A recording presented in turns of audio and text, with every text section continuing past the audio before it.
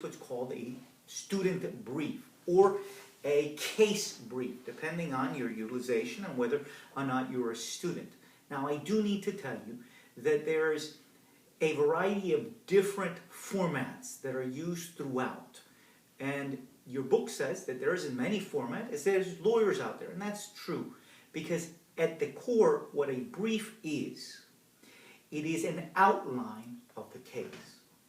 Now, the first thing and the primordial thing and the most important thing, and what I should underline and hold you by the shoulders and say you need to do this, is you need to read the case.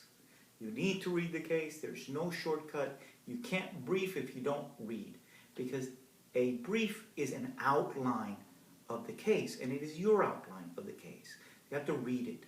And you have to do something even more complicated. You have to try to understand it.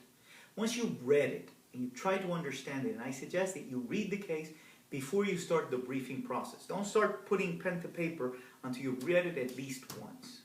When you read the case the second time, now you're going to be looking for specific information.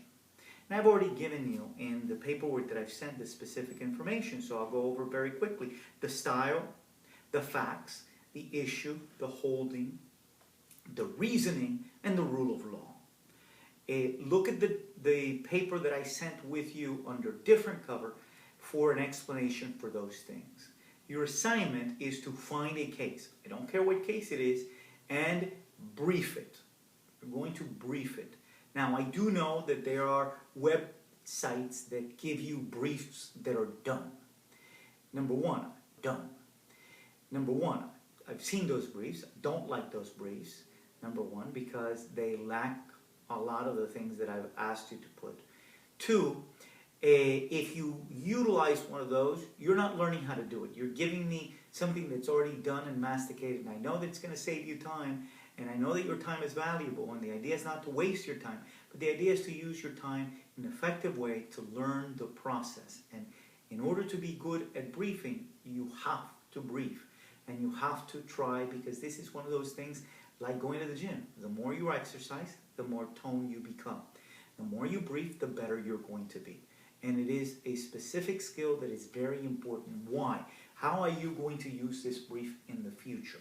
Well, when we go into legal research and writing 2, and we begin to actually write legal documents such as memorandum of law and what is called an appellate brief, completely different thing, although they share the name, having these briefs, having these outlines where you've determined certain components of the case are going to be important, because you're going to have 3 or 4 or 5 different cases that you're going to have to put together factually and reasoning-wise in order to create those documents.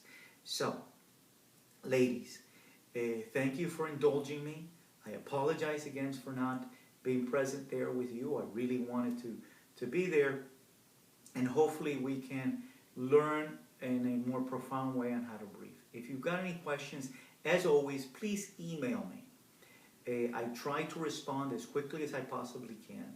This is a small class so that I can tailor my response to your particular needs. Unfortunately, in much larger classes, we can't do that. So let's take advantage of this opportunity where we have a ratio which is much greater. If you look at any other university, I think it's one of the few universities that has a 4-to-1, 4 students to 1 instructor ratio. Take advantage of that so you can become really good at it. Obviously, I have a vested interest, because if you're really good at it, then I'm a really good teacher. If I fail to teach